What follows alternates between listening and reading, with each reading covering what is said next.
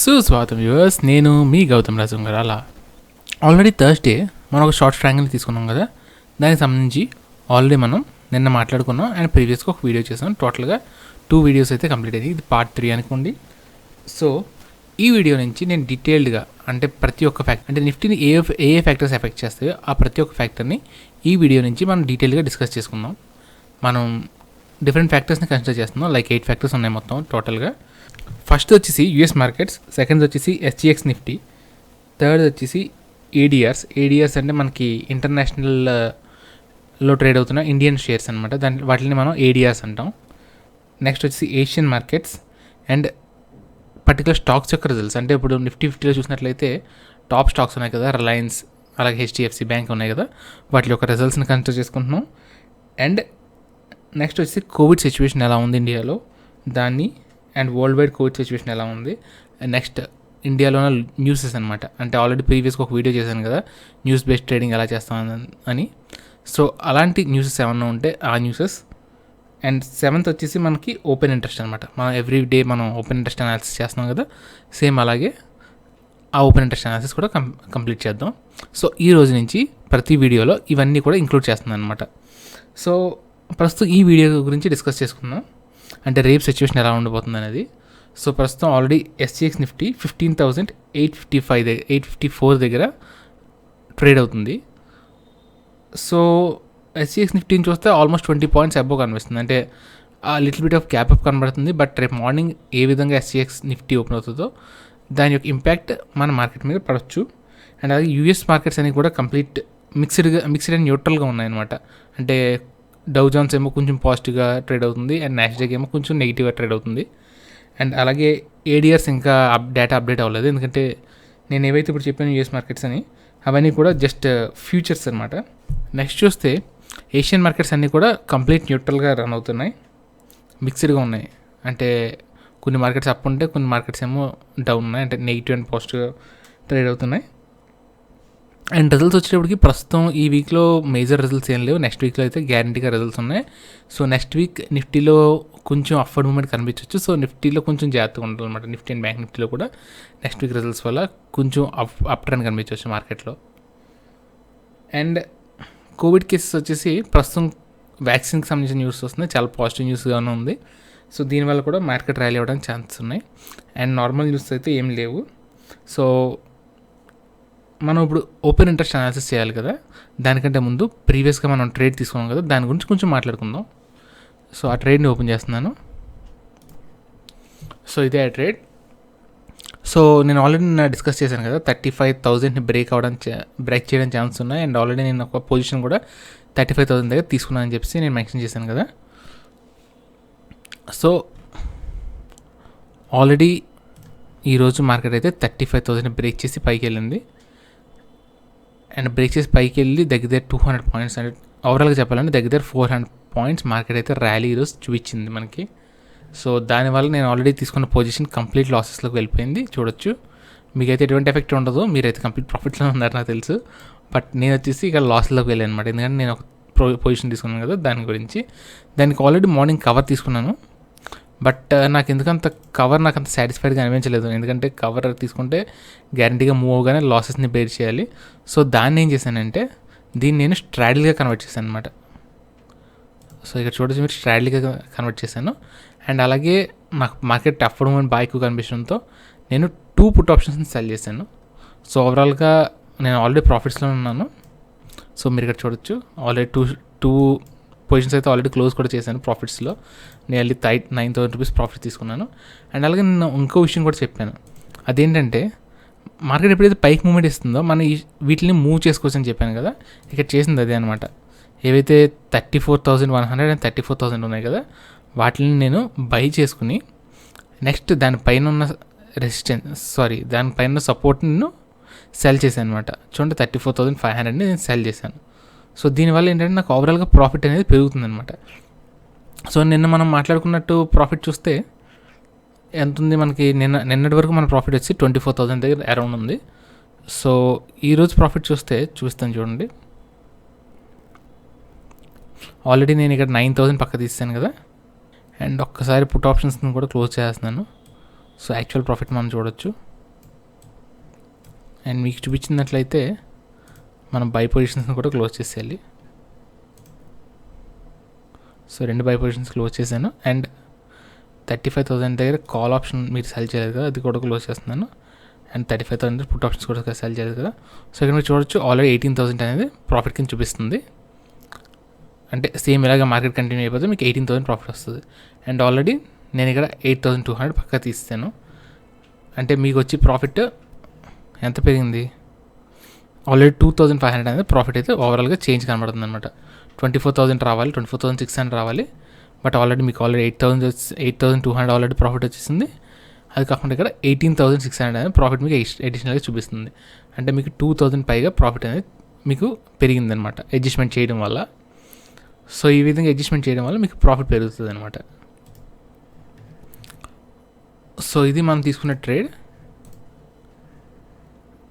చూడండి, మనం ఒకవేళ ఈ సిచ్యువేషన్లో మనం కవర్స్ తీసుకోవాలి అంటే ఇక్కడికి వచ్చిన తర్వాత మీరు లాస్ అవ్వడం స్టార్ట్ చేస్తుంది కదా. మీకు ఆల్రెడీ ఇక్కడ లాసెస్ చూపించడం మొదలుపెట్టింది, మీకు కూడా చూపిస్తూనే ఉంటుంది మీ సిస్టంలో, మీ ట్రేడింగ్ అకౌంట్లో కూడా. సో ఈ లాసెస్ని తీసుకోకుండా ఎలా కవర్ చేసుకోవాలి, కవర్స్ ఎలా తీసుకోవాలి లాస్ అవ్వకుండా అనేది నేను ఇప్పుడు చూపిస్తాను. సో ఇక్కడ చూడండి, మార్కెట్ మూవ్మెంట్ ఇచ్చుకుంటే పైకి వెళ్తుంది కదా. పైకి వెళ్ళగానే 35,400 టచ్ చేయగానే మీరు ఇమీడియట్గా 5 లాట్స్, అంటే ఇక్కడ 2 లాట్స్, ఇక్కడ 3 లాట్స్ని కూడా ఇమీడియట్గా మనం బై చేయాలి. అది ఏ ప్రైస్ మీద బై చేయాలంటే 35,300 స్ట్రైక్ ప్రైస్ని మనం ఇమీడియట్గా కాల్ స్ట్రైక్ ప్రైస్ని బై చేయాలి. బై చేస్తే ఏమవుతుందంటే మీకు ఎంత అప్వర్డ్ మూవ్మెంట్ ఇచ్చినా కానీ మీరు లాస్ అవ్వరనమాట. సో ఈ విధంగా ఒక సైడ్ని మనం లాక్ చేసేస్తాం. అంటే మనం 50% ప్రాఫిట్ని మనం కోల్పోతాం, బట్ ఇంకో 50% ప్రాఫిట్ మాత్రం గ్యారంటీగా మనకు వచ్చేస్తుంది. సో ఒకవేళ క్రాస్ అవి వెళ్తున్నప్పుడు మాత్రం ఈ సేఫ్టీ మెజర్ మాత్రం కంపల్సరీగా తీసుకోవాలి, లేదంటే ఎక్కువ లాస్ అయితే అయిపోతాం. ఒకళ్ళు క్రాస్ చేసి బాగా పైకి వెళ్ళిపోతే మాత్రం చాలా ఎక్కువ లాస్ అనేది మనం ఫేస్ చేయాల్సి ఉంటుంది. సో కవర్స్ని కొంచెం కేర్ఫుల్గా తీసుకోండి. ఓన్లీ టచ్ చేసినప్పుడే తీసుకోండి. 35,400 టచ్ చేసినప్పుడే మనం కవర్స్ అనేవి తీసుకోవాలి. మీరు ఒకవేళ సింగిల్ అంటే ఇలా 2 పాయింట్లు తీసుకోకుండా ఓన్లీ 35,500 దగ్గర తీసుకున్నారు అనుకోండి, అప్పుడు 35,400నే మీరు కవర్గా తీసుకోవాలన్నమాట. అంటే 5 లాట్స్ ఇక్కడ సెల్ చేస్తే, సో ఇక్కడ మీరు 5 లాట్స్ ఇమీడియట్గా 35,400 సిఈ 5 లాట్స్ని బై చేయాలి.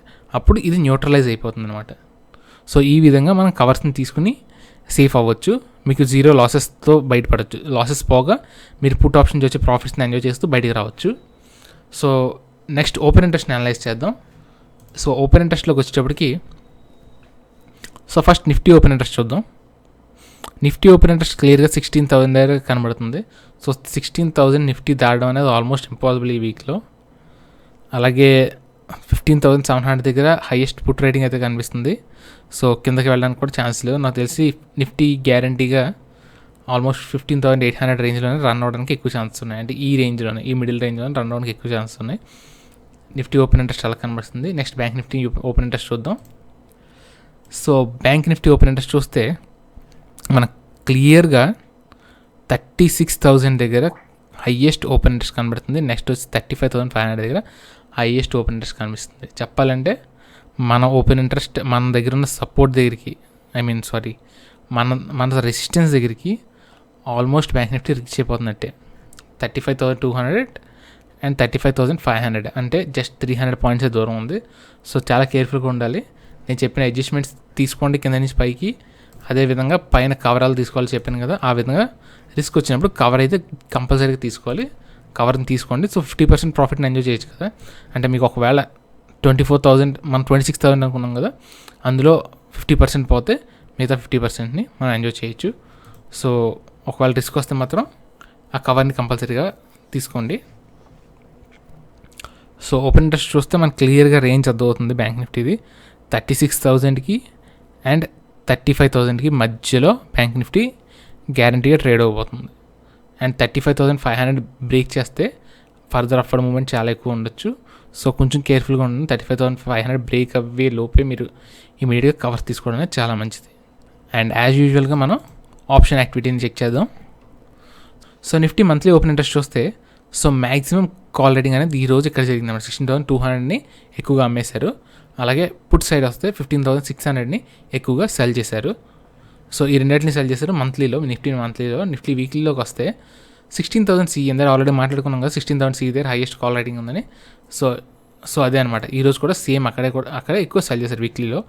అండ్ అలాగే పుట్ రేటింగ్ వచ్చి 15,800 అని ఎక్కువగా సెల్ చేశారు. నెక్స్ట్ బ్యాంక్ నిఫ్టీకి వచ్చినట్లయితే మనకు 37,000 CE ఈరోజు కూడా నేను మాట్లాడుకున్నట్లే ఈరోజు కూడా 37,000 CEని సెల్ చేశారు. అలాగే 35,000 PEని సెల్ చేశారు. నేను ఈరోజు PEని 2 లాట్స్ నమ్మాను కదా, సేమ్ అదే పొజిషన్లో ఈరోజు హైయెస్ట్ కాల్ రేటింగ్ మంత్లీలో కనిపిస్తుంది అక్కడ. సో వీక్లీలో వచ్చేటప్పటికి 36,000 CEని ఇందాక మాట్లాడుకున్నాం కదా. సో 36,000 CEని ఎక్కువగా సెల్ చేశారు. అండ్ 35,000 PEని కూడా ఎక్కువగా సెల్ చేశారు. And Nifty and bank Nifty కూడా లిటిల్ బిట్ బుల్లిష్గానే కనిపిస్తున్నాయి. సో మనం కొంచెం జాగ్రత్తగా ఉండాలి, ఎందుకంటే అప్పుడు మూమెంట్ అనేది మనకి క్లియర్గా కనిపిస్తుంది. అండ్ మన పొజిషన్స్ని టచ్ చేయడానికి కూడా ఎక్కువ ఛాన్స్ ఉన్నాయి. సో ప్రస్తుతం సపోర్ట్స్ అండ్ రెసిస్టెన్స్ ఎక్కడ ఉన్నాయో చూద్దాం బ్యాంక్ నిఫ్టీలో.